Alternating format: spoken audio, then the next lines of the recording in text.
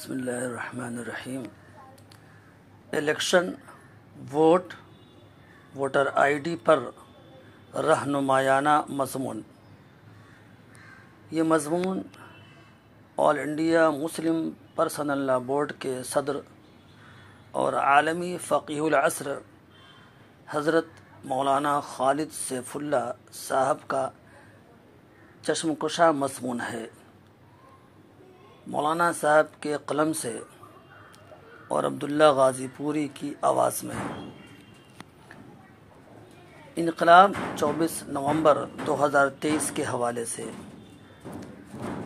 حضرت مولانا فرماتے ہیں، یاد رہے ووٹ ایک گواہی ہے اور جھوٹی گواہی کا گناہ تمام گناہوں سے بڑھ کر ہے۔ نمبر 2، دوسرے کے نام پر ووٹ دینا یا مقرر ووٹ دینا صرف غیر قانونی کام ہی نہیں بلکہ ایک غیر شرعی فعل بھی ہے، اور اس کے لیے بھی انسان اللہ کے نزدیک جواب دہ ہوگا۔ نمبر 3، اللہ تعالیٰ نے مسلمانوں کو اسلام کی حفاظت کے لیے طاقت بھر کوشش اور تیاری کرنے کا حکم دیا ہے۔ قرآن حکیم میں ہے، وَأَعِدُّوا لَهُم مَّا اسْتَطَعْتُم مِّن قُوَّةٍ وَمِن رِّبَاطِ الْخَيْلِ تُرْهِبُونَ بِهِ عَدُوَّ اللَّهِ وَعَدُوَّكُمْ وَآخَرِينَ مِن دُونِهِمْ لَا تَعْلَمُونَهُمْ اللَّهُ يَعْلَمُهُمْ وَمَا تُنفِقُوا مِنْ شَيْءٍ فِي سَبِيلِ اللَّهِ يُوَفَّ إِلَيْكُمْ وَأَنْتُمْ لَا تُظْلَمُونَ۔ سورہ انفال پارہ 10 رکوع نمبر 4 آیت نمبر 60۔ قوت ایک جامع لفظ ہے جس میں وہ تمام طاقتیں شامل ہیں جو نتیجے اور فیصلے پر اثر انداز ہو سکیں۔ اس میں فوجی طاقت، افرادی طاقت اور تعداد کی طاقت بھی، اور علم و دانش کی بھی۔ جمہوری حکومت میں ووٹ ایک بڑی طاقت ہے، اس کے ذریعہ اقتدار حاصل کیا جا سکتا ہے اور پستیوں تک گرایا بھی جا سکتا ہے۔ نمبر 4، ووٹ کے سلسلے میں 2 پہلو ملحوظ رکھنا ضروری ہے۔ نمبر 1، ایک یہ کہ موجودہ حالات میں بحیثیت مسلمان ہمارے لیے ووٹ دینا ایک مذہبی فریضہ کے درجے میں ہے، اور ووٹ نہ دینا اسی درجے کی کوتاہی کا ارتکاب ہے، کیونکہ ووٹ ایک گواہی ہے، اور جب حق کو حاصل کرنے اور ظلم کو روکنے کے لیے گواہی دینی ضروری ہو جائے تب ملک میں مسلمان جس صورتحال سے دوچار ہے اس سے پہلو تہی کرنا کسی طرح روا نہیں ہے، بلکہ قرآن مجید کی زبان میں یہ کتمان شہادت ہے جسے اللہ تعالیٰ نے منع فرمایا ہے، وَلَا تَكْتُمُوا الشَّهَادَةَ وَمَن يَكْتُمْهَا فَإِنَّهُ آثِمٌ قَلْبُهُ وَاللَّهُ بِمَا تَعْمَلُونَ عَلِيمٌ۔ پارہ 3 سورہ بقرہ رکوع نمبر 7 آیت نمبر 283۔ اسی طرح وَإِن كُنتُمْ عَلَىٰ سَفَرٍ وَلَمْ تَجِدُوا كَاتِبًا فَرِهَانٌ مَّقْبُوضَةٌ والی آیت۔ نمبر 2، اسلام ہر حال میں اخلاقی اقدار قائم رکھنے کی تعلیم دیتا ہے، خواہ لوگوں کے ساتھ معاملات ہو، سماجی زندگی ہو یا سیاست کا میدان ہو، یہاں تک کہ معرکے جنگ میں بھی۔ نمبر 5، ہندوستانی جمہوریت میں کرپشن اور سیاست کا اب چولی دامن کا رشتہ ہے، پہلے ایماندار لوگ تھے۔ نمبر 1، ڈاکٹر راجندر پرساد صاحب 12 سال ہندوستان کے صدر رہے، اور جب سبکدوش ہو کر اپنے وطن پٹنہ گئے تو ان کو رہنے کے لیے کوئی مکان بھی میسر نہ تھا۔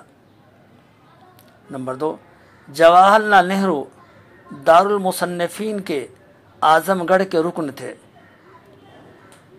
اس وقت رکنیت کی فیس 500 روپے تھی۔ جب حضرت مولانا مسعود علی ندوی صاحب نہرو جی سے ممبری فیس لینے گئے تو ان کے پاس 500 روپے بھی مکمل نہ ہو سکے اور 2 قسطوں میں فیس ادا کی اور اپنی پاس بک بھی دکھائی جس میں 250 روپے سے زیادہ نہ تھے۔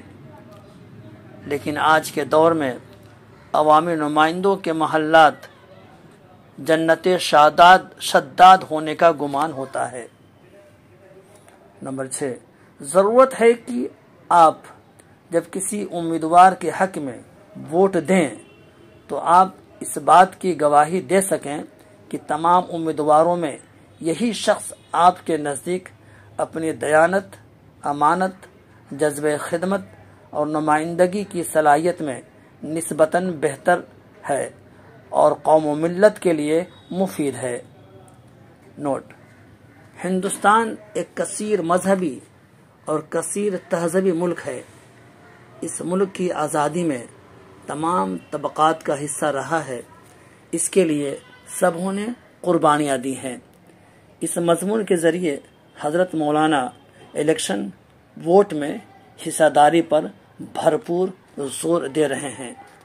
اسی موضوع پر پروفیسر عمر حیات خان غوری صاحب لکھتے ہیں اپنے ایک مضمون میں، یہ بات ذہن نشین رہے کہ کسی مملکت میں کسی شہری کو سب سے بڑی سزا جو دی جا سکتی ہے وہ ہے اسے شہری حقوق سے محروم کر دینا، جس کے نتیجے میں دوسرے لوازمات کے ساتھ اسے ووٹ کے حق سے بھی محروم کر دیا جاتا ہے۔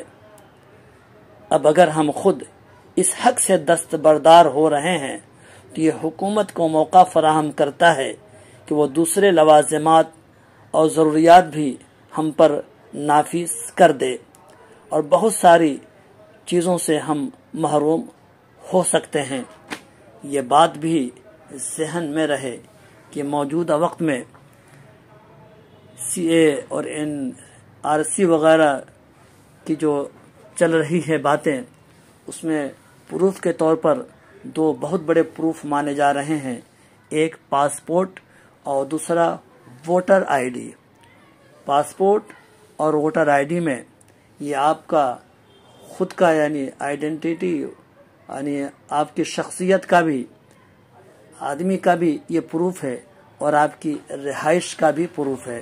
ووٹر ID ہونے کا مطلب یہ ہے کہ واقعی آپ کو گورنمنٹ نے یہاں کا باشندہ آپ کو تسلیم کیا ہے اور آپ کو ووٹ دینے کا حق بھی حاصل ہے۔ اور اگر آپ کے پاس ووٹر ID نہیں ہے تو اس کا مطلب ہے کہ آپ یہاں تو ہیں لیکن آپ کو ووٹ دینے کا حق حاصل نہیں ہے، تو یہ شک کے دائرے میں آ سکتے ہیں کہ کیا آپ ہندوستان کے باشندے ناگرک نہیں ہیں۔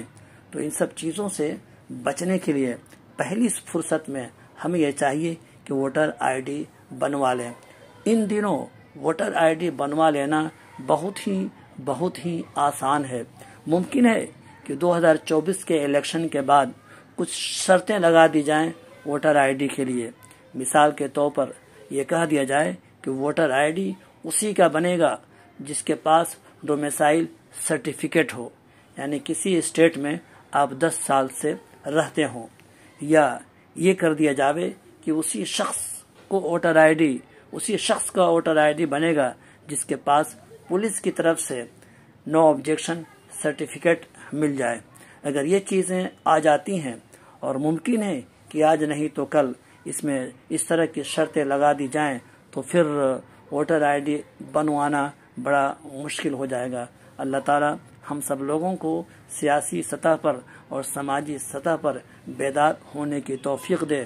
ڈاکومنٹ کے اعتبار سے، دستاویز کے اعتبار سے ہمیں ہر طرح سے تیار رہنا چاہیے۔ اللہ حافظ۔